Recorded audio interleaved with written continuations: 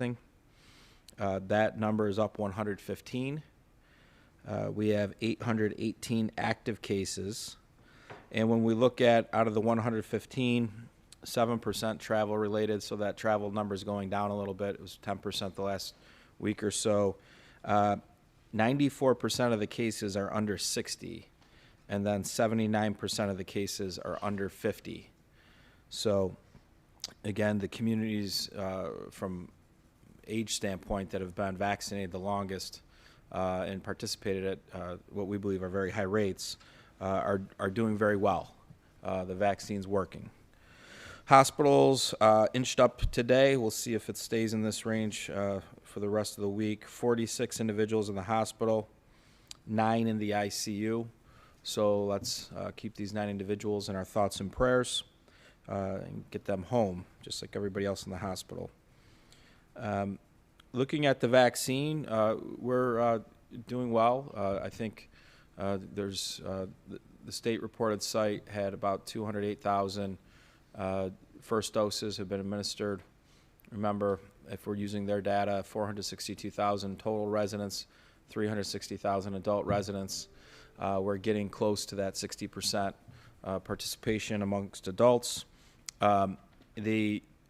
This data is always a little bit dated because it takes time to upload all of the information.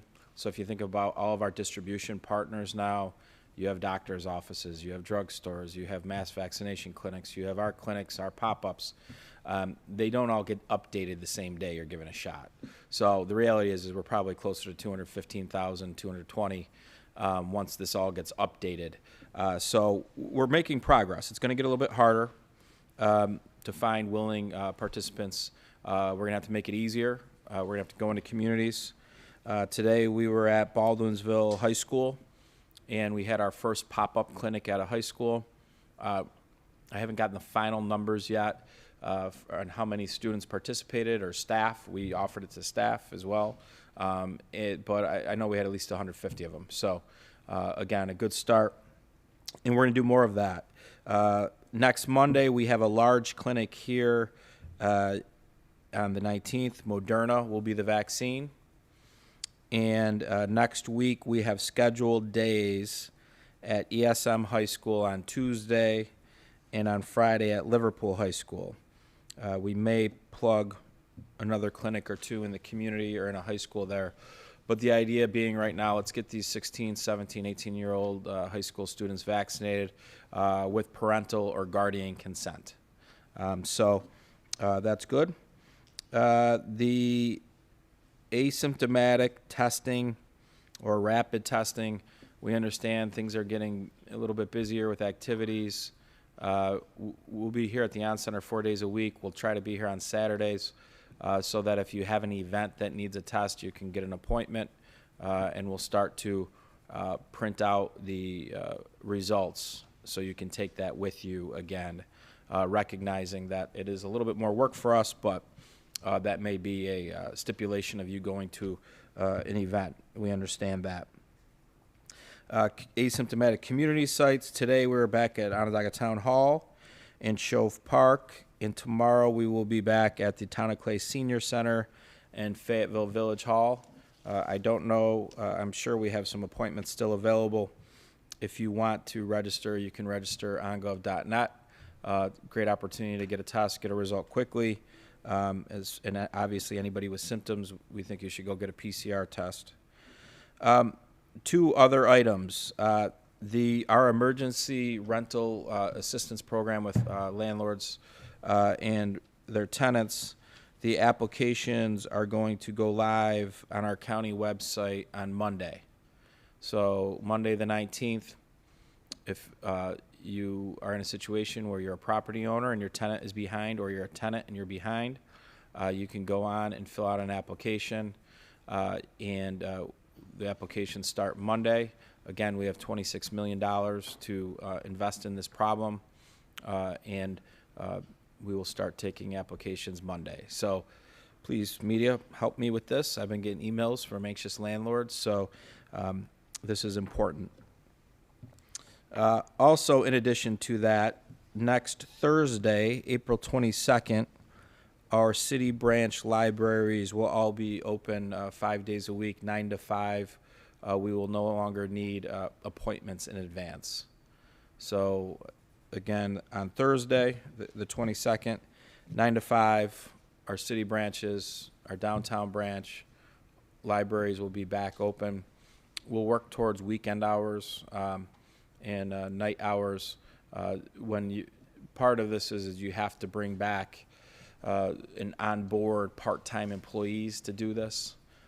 So that's part of a process. The earliest we could even bring back some full-time employees was April 1st due to furloughs from last year and those employees choosing to spend the duration of their furlough till the 31st. So we're working through that, but good news that Thursday, 9 to 5, all city branches will be open. Happy to take questions. Ryan, how have the city branches been operating up till now? So the downtown branch has been open, Tim, 5 days a week. The city branches, based off of volume, have been appointment only, but either 2 days a week or 3 days a week. County Executive, with the Johnson & Johnson vaccine obviously being halted this week, I know that the county was quick to replace it with other vaccines that are available. Was there any evidence in people not showing up for appointments or canceling appointments because they may have been shopping for that one dose? Not yet, but I think it's a good point that one of the nice things about the Johnson & Johnson shot is you only need one of them. And so I think we've heard anecdotally throughout the pandemic, even when we started vaccinations, that many people were waiting for the Johnson & Johnson shot just for the convenience of it. So we have not seen it yet that it's hit our numbers. It's tough now, too, because this is kind of when supply is higher than demand anyways. But the J&J shot, again, I know that you guys understand this, but they're reviewing 6 cases out of almost 7 million shots. So even though these 6 cases have serious blood clotting issues, that's a very small percentage. So hopefully this will get worked through, and the J&J shot will be deemed to be a tool we can continue to use moving forward. And supply outstripping demand is good in a lot of ways, but is there any concern that we're beginning to hit that portion of the population that may not have interest in the vaccine? And are there any sort of plans at the moment to try to address those adults in the population that aren't willing at the moment?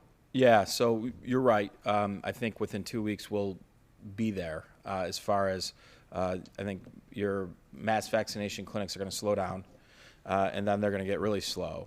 And part of that will be the points of distribution. Part of that will be because you have a segment of the population that won't get the vaccine, and then you'll have people on the fence. And so what we need to do, and we're starting to do it, we're going to start breaking down as we get through large second dose clinics still for the next week or two here. Once we're through those, and even in between, we'll be really going out into neighborhoods and into zip codes where we have that are underperforming, and we'll be micro-targeting the vaccine.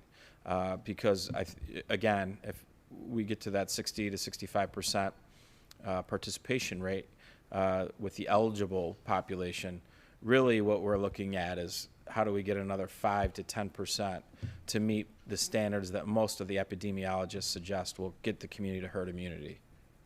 So we're going to do it by going into neighborhoods, and then we're going to have to, as a community, have a good understanding of what the hesitancy is and how we can message coherently as a government and as public health systems to address that hesitancy, understanding there are some people that will not receive the shot no matter what we say. Ryan, the same logic for ESM and Liverpool as Beeville. They were the next up in your survey, I assume? Yeah, very, very high participation. Liverpool was 2. ESM, even though it was a smaller district, was right up there as well. So some of this might be logistics now, too, when the school districts themselves can do it as well. But, yeah, we want to get to the districts that have willing participants now. And then I think in the districts that have large amounts of kids that aren't participating, we need to then work with that school district to get the message out that we want to vaccinate your sons and daughters, but we need your permission to do that. And that, that's something we're going to have to look into. What kind of response have you gotten so far from the city school district? We didn't have great first response, Tim, through that. So that we're going to have to do some work there for sure. You sense that that's a bit of vaccine hesitancy there? And potentially the communication channels into the household. So I think you could, I'm not sure which is, better to attribute the issue to. But certainly we did not have the same level, even close, of feedback back from parents that they wanted it done. So we got to really dive into that more. There's a lot of kids there that qualify that we want to get shots to. Do you have what those numbers might be comparing the Syracuse? I'm not going to disclose those at this time yet. I think we got to work through this a little bit more. And again, it could, not all of these email surveys, monkey surveys, all really work as well in different districts. So we know which ones it did work well with. We'll go there. The other ones we'll need to do more work to get to the young people. Ryan, for the rent assistance, is it the tenant who must apply? Yeah, we prefer the tenant applies. If there's permission on behalf of the tenant for the landlord to apply, I think we could probably work with that as well. But the easiest way is for your landlords to have your tenants apply or help them apply. You can download the application, go over and help them fill it out, and then turn it in. So certainly it's a situation where the tenant's going to get some relief, not just financially, but relief with stress about their housing situation for the next 90 days. And the landlord's going to get paid money that they need to go pay their mortgage. So win-win for both parties. So it'll be a link from the homepage to download a form? Yeah, you'll be able to download and print one off as well, or fill it out online. Or Yeah, you can fill it out online? correct. How far do you think the 26 million will go to meet the need? I don't think it's going to meet it all. So I think we're going to run into challenges where maybe a third of the need, maybe a half if we're lucky. So this will be first come, first serve? Correct. We're gonna now. What we're not going to do, Tim, is we're trying to target intentionally the smaller mom and pop landlords. Your 20 units to lower, a very large property owner that can weather the storm a little bit better. Certainly, we want them to wait a little bit. So we're going to try to address the issue with the smaller landlords first, and then address it for the larger landlords second. What's that cutoff, like 20 units? Yeah, specifically, I think that's kind of where we were. I might be off, give or take a couple units, but the idea being you have some people who own 6 or 7 properties that have 2 families or whatnot. That's their living. That's how they pay the bills for their family. And you could have 2 or 3 tenants not paying them. That's a huge hardship. So we want to address that problem first before the larger property owners who may have 10 people not paying, but may have 85 people paying, and they're able to cash flow their situation. So But everyone should apply. everyone should apply. What is the county's position when it comes to potentially having a local version of the state's Excelsior Pass, or supporting what businesses may be doing in terms of only serving vaccinated people at this time? Yeah, people, again, so we won't have a local version of an Excelsior Pass. It's just something that we would view as a duplication of effort. And so, again, I'm a huge proponent of the vaccine. I got the vaccine. My family's gotten the vaccine. My staff's gotten the vaccine. But I'm not a huge proponent of mandates. And so we will not mandate things and things we control. A private business owner may have the ability to do that. That may be their call. So Private universities are mandating it for college. So if a private business owner looks at it and they think they have the legal right to do that, and it's their business, their real estate, they can probably do that. The restaurant voucher program Mm-hmm. starts next week. It looks like on this website you've gotten a pretty good response for that too. What do restaurant owners and then also diners need to know about that program? Yeah, so we'll roll out next week the dining piece of it when that goes live. We've had over 115, I think the number might be 118 restaurants apply to participate in this. So it's going to be great. We're going to have a focus on Mother's Day, and then we'll have another focus on Father's Day. And then if things go well and that $500,000 turns into over $1 million stimulus, we'll look at doing more. But next week, Trish, we'll have an event on April 20th when it goes live. We'll let you know where. You can come and see us. But it will be a good event. Everybody's very excited about it. Speaking of businesses, we've begun to hear anecdotally that some are having trouble getting people hired, bringing new employees in for a whole host of reasons, one of them being that some people are taking unemployment at the moment. Is that something that you're also hearing from local businesses? It is. And so just to give you in our own world, we made tough decisions in 2020 that led to employee furloughs. March 31 of 2021, we, at one point or another, to respond to the public health crisis, tried to bring back, I think, almost all the employees. We did have employees tell us they didn't want to come back. Now, why was that? It was probably because the unemployment helped offset the lost income. So as long as we have the high unemployment insurance dollars flowing, some of these industries are going to struggle. Our restaurant industry is very concerned right now because even though you may have capacity constraints loosening, if they can't get their workforce back, they then are maybe forced to hire people back that they asked to leave at one point. I've heard that. Or your other alternative is instead of being open 5 or 6 days a week, you can only staff 3 or 4 days a week. So this is going to be a challenge with the high unemployment benefits. The governor pushing the curfew back to midnight a little too late, or?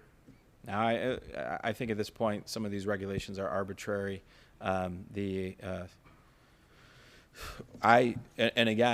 I asked for a curfew when we could show scientifically that bars and restaurants were driving cases. We can't really do that now. So I think some of these rules are arbitrary in nature. And again, we've asked for local control. If it was our decision now, we would not have a curfew. It would be back to 2 o'clock. Then if we received data that showed that was leading to more transmission, then we would reassess where we were. And that's normally county executives in these roles would have that decision-making power, but the state gave the governor extraordinary powers. But I don't know why. You tell me, Josh. 11:01 cutoff for COVID. Now COVID's good. They'll wait another hour. I don't know. Usually my job to ask the question. No, I know. It's 12:01. It's 12:01 now. So it's 12:01. So I mean, some diplomacy with COVID. It's only going to come at 12:01 now, I guess. What is the future of the On Center? When we got here today, there wasn't anything going on. We're talking as we get further down the road, mass vaccination clinics probably won't be as big of a thing. What is the future of this building as we fight the pandemic? Yeah, this will still be utilized for second shots coming up. So we still have a slew of mass vaccination second shots. We'll still do probably once or twice a week large clinics, whether we get large participation, that will be seen. But again, testing will be big. I think we're going to try to support the industries hit hardest by COVID with testing on Fridays and Saturdays as much as we can, understanding that we won't be able to be the answer, the end-all be-all on that. And then eventually this facility needs to do what it does best, and it needs to host events, and it needs to create economic activity for the community. So whether that's in Q3 or Q4 of this year, I'm not sure, but I hope that is. I think you'll see a lot of pent-up demand for weddings and events come back. So all of our venues will be very busy. And then once we see that all of the venues are really busy in the community, we'll kind of re-engage and open this place up to the marketplace as well. Regarding testing to support businesses, is it certain days that they'll print off your results, or every day now? So we'll probably only do it, Tim, on Saturdays. We'll look at Fridays. Again, it's just logistically a workforce challenge for us to do that. It costs us money, believe it or not, because we need more people.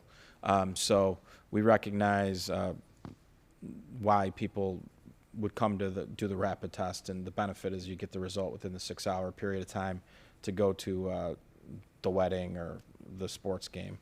So we did it for, we partnered with SU. We did it for both the women's lacrosse game last weekend, and I believe we're doing it this weekend. I think the lacrosse team has a big game, the men's team. I think it's North Carolina. And so we'll do that as well. And then we'll look at the Syracuse Mets and maybe some partnerships there. And then certainly we've talked to various hospitality venues as well.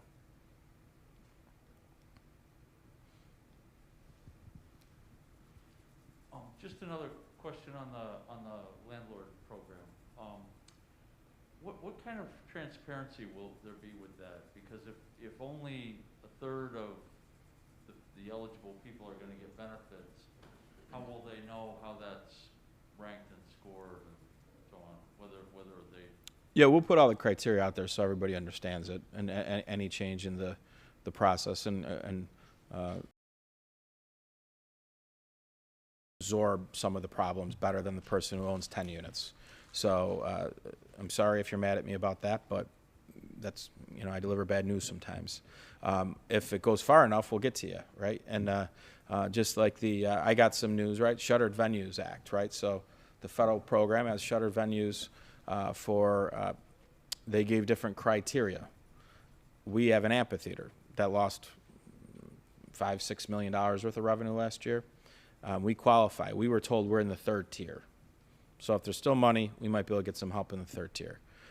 So we'll look at similar programs and communicate. Again, the applications, the process starts on the 19th. We're not giving out checks on the 19th. So we'll get the applications in, understand what we have, make sure that geographically we're addressing issues throughout the county, and then I'll also really target in on where we think we can have the biggest impact as well. Cases seem to be stabilizing sort of around 100 a day at the moment, give or take. Is it still primarily college-age students that seem to be driving it? Yeah, so today it wasn't, you had a 15%, I think, of the cases were higher ed driven, so a little bit lower. So right now what you're seeing a little bit, Connor, is some of your hesitant groups, 50 to 59-year-old demographic, there's hesitancy in that group, right? You're seeing cases in that group. 15% of our cases were in that demographic today. Some of the younger demographics are social demographics, and we just haven't been vaccinating there long enough to start to turn it. But to your point, last week at this time we were looking at, I think, high 140 cases on this day, and I think Friday was too. Then it tails off a little bit over the weekend. If we're in the hundreds, averaging 80 to 100, 7-day average, that's good. And